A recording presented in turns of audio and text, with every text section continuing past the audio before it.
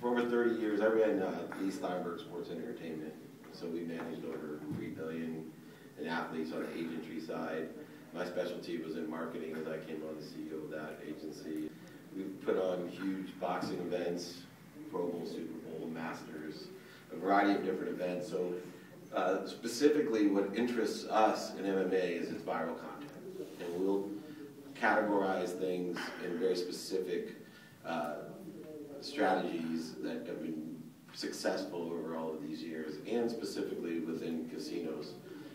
If I look at it as a viral content, the numbers that we're all given are all from 2007, and I would, because I am a gambling man, bet that those are about 1/3 of what they are today from my research.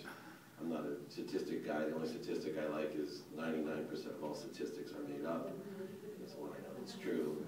But it's big business, and that's why we're getting involved. We've been on the periphery, studying it, understanding how to monetize that content.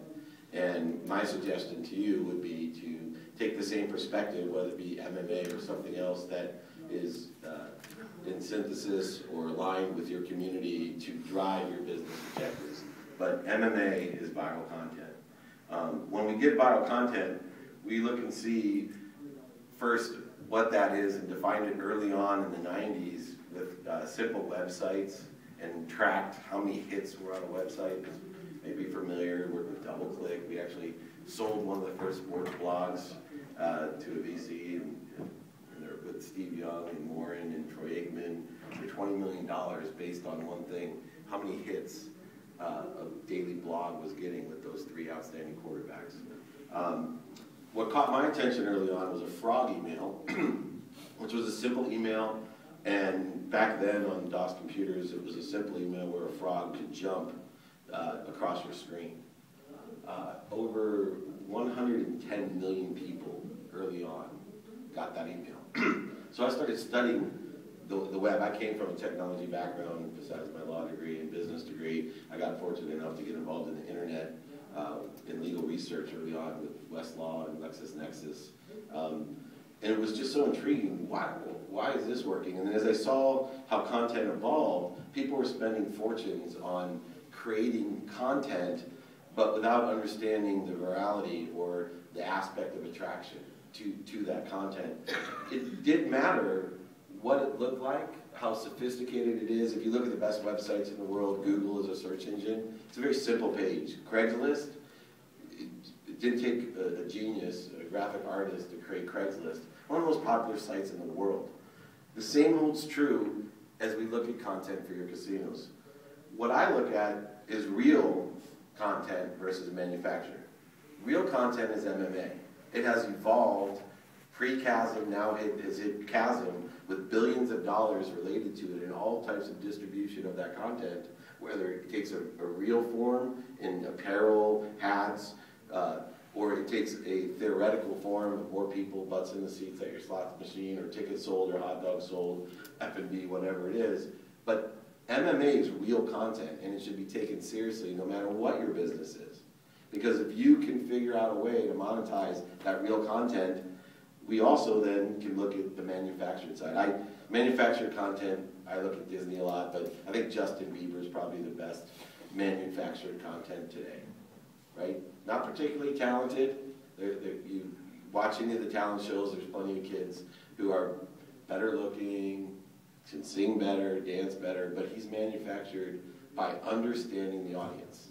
I know if you're familiar with Disney XD, they spent over $10 million launching Disney XD in research alone, traveling around the world, understanding why little boys were not watching the Disney Channel and what they would want to see, and so that's how they created Disney XD. And believe it or not, MMA was one of those real content, the most viral, attractive content that they had. So the first message is understand the business before you jump in. Utilize the resources around you because it's a powerful tool, and there's nuances to understanding the overselling, back-end selling, lying that some promoters tend to execute on to convince you that this real content can be monetized in a certain way. utilize your own past experience with other content to mirror what's been successful, because there's so many different avenues that you can use with MMA. Products are one that can be utilized to scale the content. We talk about 4 events, it may be ideal a year. You know, my philosophy is an event lasts all year long. It's what you do with that content. How much of the content can you redistribute? How much can you own? How much can you edit? What can I do with that content? Because as that content is viewed around, whether it be in contests, posters, apparel, food, names of sandwiches, however that content is scaled, will only benefit you in the long run, because you will create your own individual microcosmic chasm within your casino or your area. And it will grow because it's a scalable thing, right? We've seen it grow since 1996 or 94. Every year, doubling, doubling, doubling. And that ESPN deal is a reality.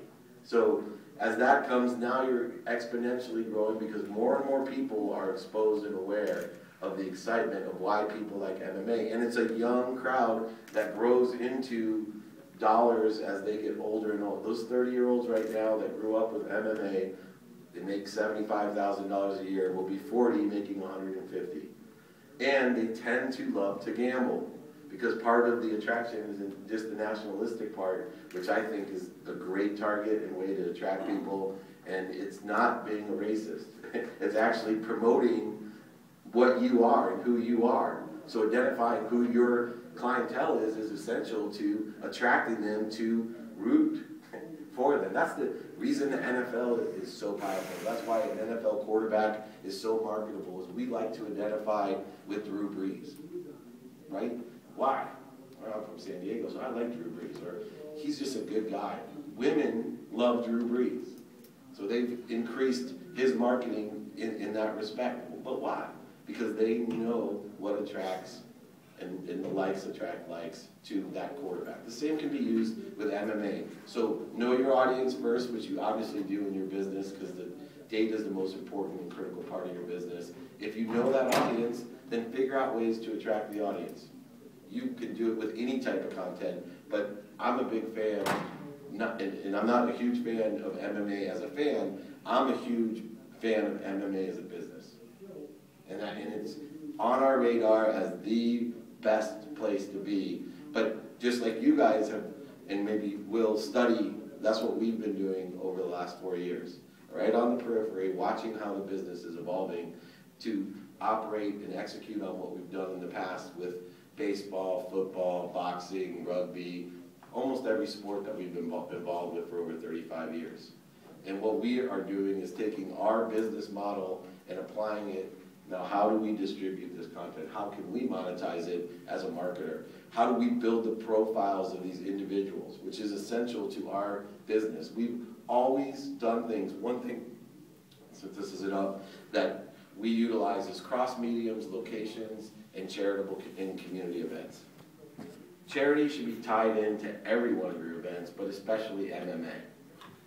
It's an instant grassroots, from the passion of Christ in the entertainment business to any individual NFL, baseball, basketball team. The community charities should be involved in every event, because it's a scalable model that leads up to and is post the event to help distribute your content, and it attracts certain people that, although they're watching this, a portion of their ticket is given to, or a portion of their meal is given to, or they can be in a tournament and some of the proceeds are given to, right?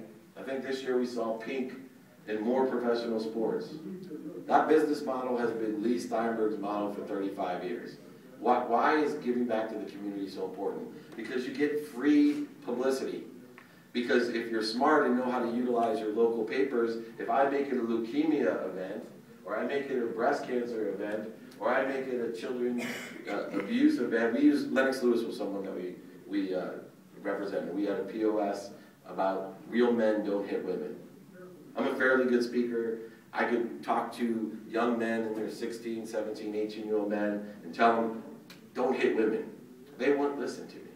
But it's amazing, Lennox Lewis says it, people listen, right? We know how to get that message. But now Lennox Lewis is in the life section, He's in the business section. When we do a community or charitable event tied into all of these events that we do, the biggest ones that you know, everything, we founded film festivals at Newport Beach Film Festival. We work with Sundance. We work with Pro Bowl, Super Bowl, Masters, the BCS Championships. All of them are tied to a charity. Every one of our athletes, and I suggest it for you too, every one of our athletes is required to set up a foundation and give a percentage back to either their high school, their college, but most definitely the community.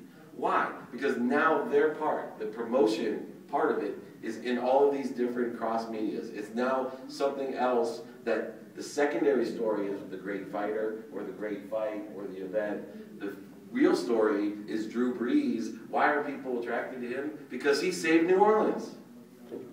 Right? That's the message I did on TV. Drew Brees was saved New Orleans. Wow, that's a lot bigger than winning the Super Bowl. But what a great marketing tool that was for Drew Brees and Ornstein and those guys who marketed him. It was genius. He saved New Orleans. That's what you can do in your own microcosm, in your own. This MMA would be one of my first choices of what I would distribute as content and monetize in my casino. And I'd work backwards. I'd know the audience and work right backwards. What's going to attract which part of the audience that it will. And then the distribution of that content and monetization, you guys already have your systems in place. Food, apparel, gambling, tickets, whatever it is. Just let the machine work like it has with your most successful events and scale it all year round. If you do it correctly and can own the content, you may only need to have 2 actual events a year, but you're drawing clients in for a variety of things related to the MMA events.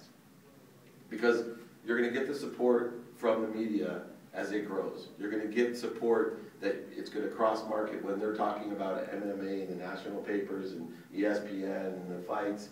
That's going to help educate the market and drive them to your casinos. Look at the inspirational, aspirational aspect of the content. Right? We've done we have a movie department. We've done Jerry Maguire, obviously, Any Given Sunday, For the Love of the Game, Ocean's 11. What we look for are inspirational, aspirational movies in sports.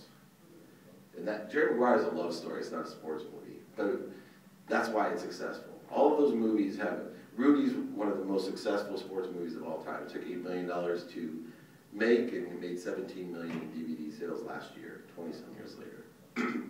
Why? The same reason people come watch MMA and be attracted to it. It's inspirational, aspirational things. So think about that with all of your events. How am I inspiring people?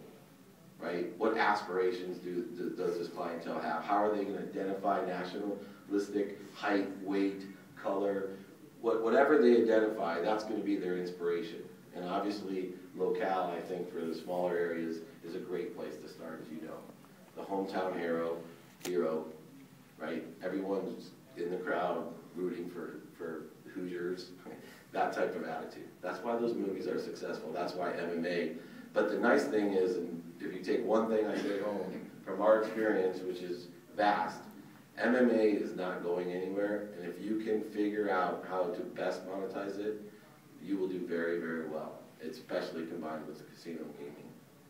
It's a natural fit. Other people will make a fortune on it in a variety of other ways, restaurants, apparels, video games. We work with EA Sports.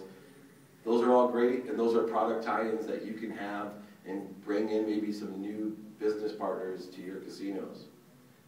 Look at other tie-ins, like Sports Illustrated does a very nice job of it as content tying in different companies now, right?